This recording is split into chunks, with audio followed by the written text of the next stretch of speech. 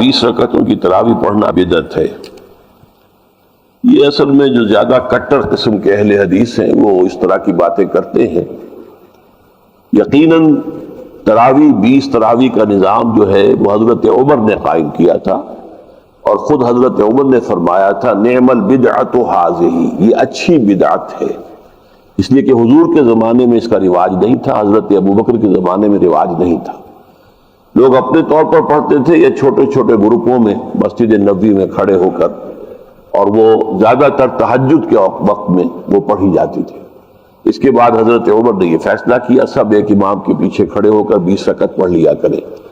تو اہل سنت جو ہیں، یعنی جن میں سے اہل حدیث کو ذرا میں اس وقت نکال رہا ہوں، یعنی وہ چاروں ائمہ کے جو مقلدین ہیں، وہ چاہے حنفی ہیں، مالکی ہیں، شافعی ہیں، حنبلی ہیں، وہ تو چونکہ حدیث ہے کہ علیکم بسنتی و سنت الخلفاء الراشدین المہدیین، تم پر لازم ہے کہ میری سنت کو بھی پکڑو اور میرے خلفائے راشدین المہدیین کی سنت کو بھی پکڑو۔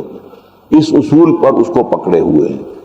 یہاں تک کہ حنبلی مسلک ہے کہ جو سعودی حکمرانوں کا ہے، اور آفیشل مذہب وہاں کا حنبلی ہے، وہاں بھی 20 رکعتیں ہوتی ہیں، لیکن اہل حدیث حضرات اس پر اڑے ہوئے ہیں کہ حضور تو تہجد کے وقت 8 رکعتیں پڑھا کرتے تھے۔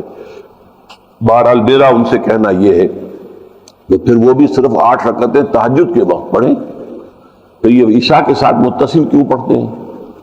اور حضور نے صرف 3 دن جماعت کرائی تھی، تو پھر وہ 30 دن کیوں جماعت کراتے ہیں؟